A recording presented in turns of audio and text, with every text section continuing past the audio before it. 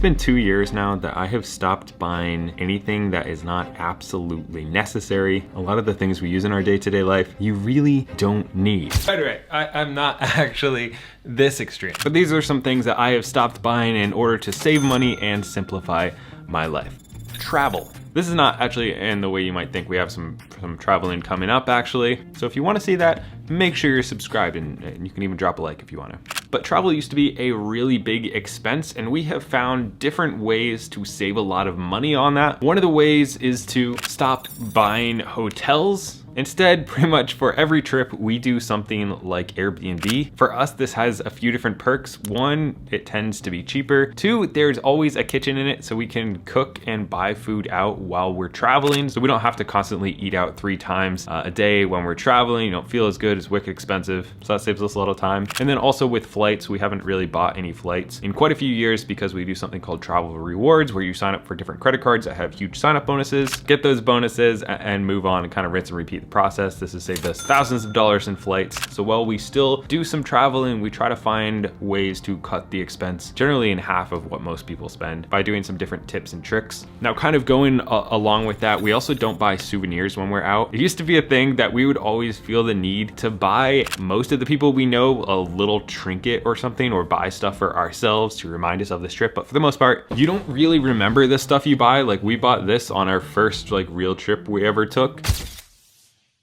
And honestly, it means almost nothing to me. Like, a picture is much more important. I don't know why I haven't thrown this out yet, but we no longer get ripped off buying souvenirs and trinkets and stuff. Expensive supplements. I used to take a pre-workout, a post-workout, sometimes a mid-workout, creatine, a bunch of different stuff, and then protein powders. It's like a bunch of different pills. And I have stopped buying almost all of that and really narrowed it down to like a few different things that I'll have every day. One, either multivitamin or green drink, and then like one meal replacement. Not a sponsor, but this is like $2.50 per serving, and a serving would be a meal. So if I'm going out and I don't want to buy lunch out somewhere for 10 bucks, I'll bring lunch with me for $2.50. Tastes really good. It's relatively healthy. So any supplements I do buy either save me money or actually make me feel a lot better. Investing in things that I don't really understand. I have lost thousands of dollars because I used to think I was smarter than I actually am.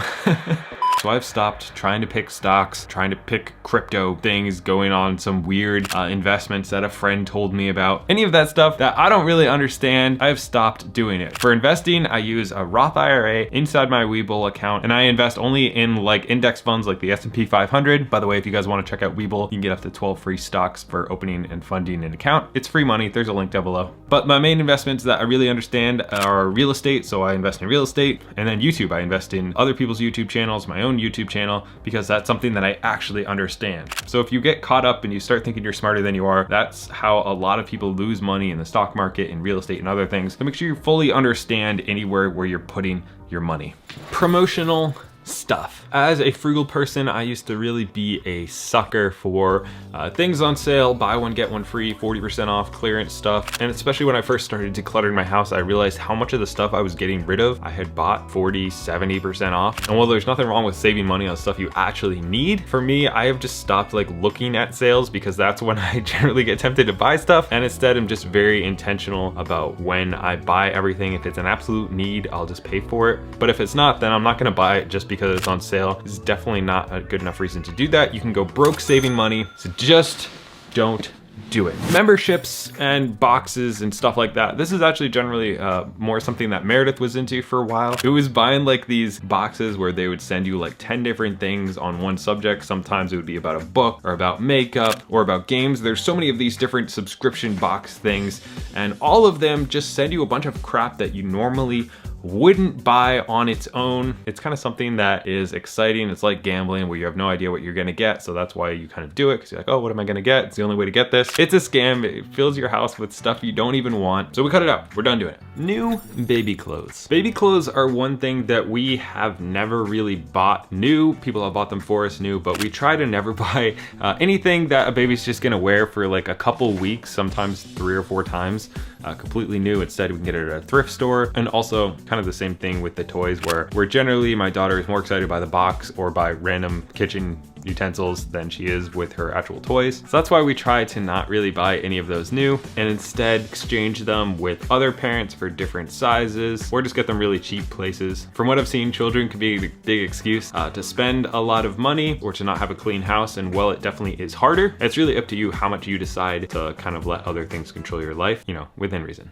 Expensive phone plans. Phone plans can be wicked expensive, but since I discovered Mint Mobile, I have not really paid all that much for my phone bill. They're actually a partner of mine because I absolutely love them. Meredith switched to them, some friends and family have switched to them because I told them what I'm about to tell you that it is amazing service, completely just the same as I had before for like way cheaper. Mint Mobile is premium wireless service starting at just $15 a month. And it's not like crappy service. They are built on the nation's largest 5G network, but for way less because they don't have stores, they don't have salespeople. They sell direct to me and you, and that really keeps prices down. They have flexible monthly plans that you can get more or less as you need, and you can bring your own like everything. I just put in their eSIMs card and get my same phone and phone number. Is super simple. New customers can get started for just $15 a month, or you can get unlimited for just $30 a month, which is absolutely crazy for unlimited data. If you want to check them out, you can go to mintmobile.com/Gabe, or just use the link down in the description. New technology releases. It is such like a horrible thing to do right now to wait or immediately get the newest iPhone, the newest MacBook, or whatever the latest tech is. And that's something that we've just been very cautious to stay away from and make sure we're using something until it literally does not work anymore. If that's 2 years, if that's 8 years, if we can squeeze it out of it, as long as we can squeeze out of something, we're gonna squeeze out of it. We're not doing anything for status, just being very cautious of upgrading because we can, not because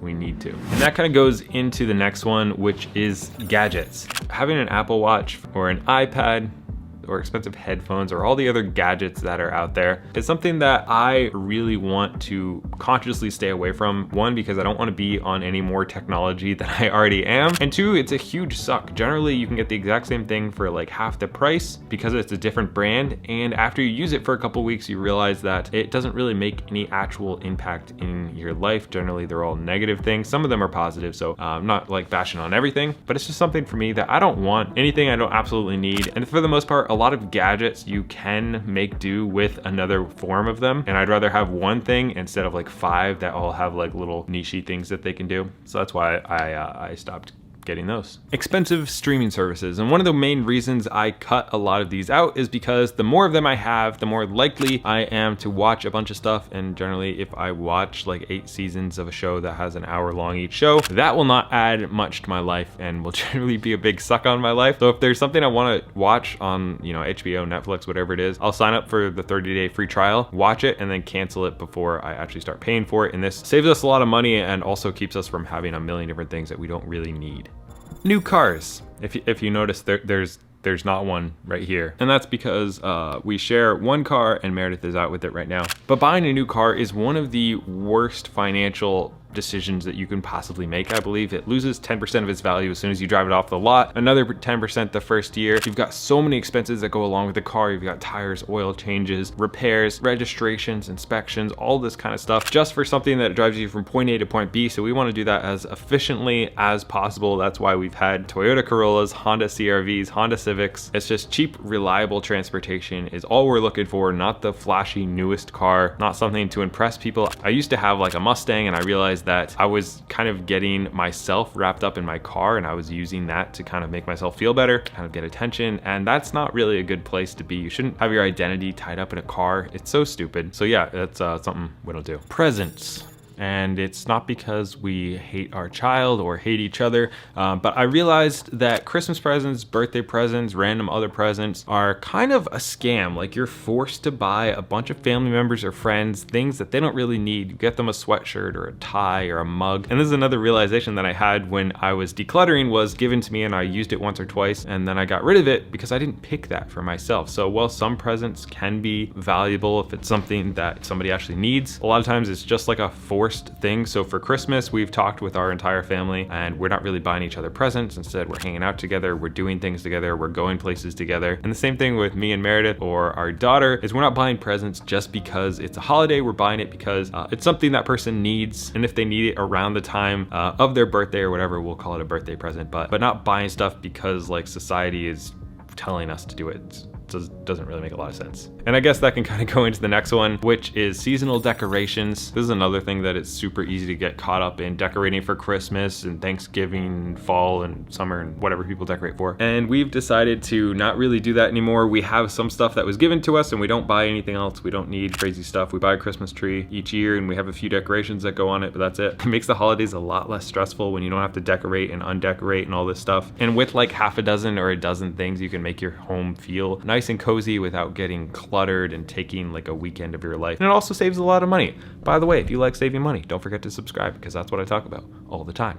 These next two kind of go along with that. One of them is excessive home decor. I noticed that when we got our first apartment, we just filled it because if there was space, we would put a coffee table in there, we'd put a picture on an empty spot in the wall. We would just fill any space we had. And now we've been a lot more conscious about that. And first of all, it saves a lot of money. And second of all, the things that you do actually have, the things that really make the cut if they're 90 or above. Like this is one of the few pictures we have up, but I shot this. This means way more to me at least than a bunch of trinkets, and all the other walls don't have to have stuff on them just because there's space. Now we also don't buy new furniture or appliances. Ever since I found out that you can get dented and dinged appliances at like the back of Lowe's or by just like looking it up on Facebook Marketplace, there's people who like wholesale dinged appliances and you can get like a brand new fridge for 70% off because it has a ding in the side and you can't even find out where the ding is. And that's what we've done with every big purchase. The same thing with our couches where we'll either get them, this one was actually given to me, but the one we had before this was like $100 on Facebook. Just because I don't like having expensive things, because if it gets scratched, like you feel worse about it when you spent $1,500 for a couch than when you spent $200 for a couch. So as much as we can with those bigger purchases like appliances and furniture, we just try to never get them new.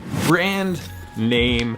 Generally, this is more of a clothing thing, but I want to use coffee as an example because I love coffee. I should probably make some more. Anyways, if you go to like Starbucks, it's generally worse than any small coffee shop that is like a no name. It's about the same price, but you go with it because you're familiar with it, because you know what you're gonna get. Maybe it's more convenient and set up better, but you're gonna spend a lot of money for either a worse quality or the same quality product as you would going to a small place and getting something that might be like way better. And that's what happens with clothes. Well, we get something that's Nike or like some designer brand that's hundreds of dollars just to either flex on people or because it's what we've always got, what we're familiar with. But instead I've kind of tried to switch to things that fit me really well and preferably don't have a logo. And it's actually surprisingly hard to find things like that. And that's why I used to shop at thrift stores, or now at this stage of my life, I'm okay with spending a little bit more on either a quality thing that I know is gonna last me a really long time, or something that means a lot to me, but not for the reason of flexing on people, but because I actually enjoy it. But this is the same thing with clothes and food and shoes and cars and so many different things, is you spend way more just because it's a name brand thing. If you enjoyed this video, don't forget to subscribe. You can also check out this video right here.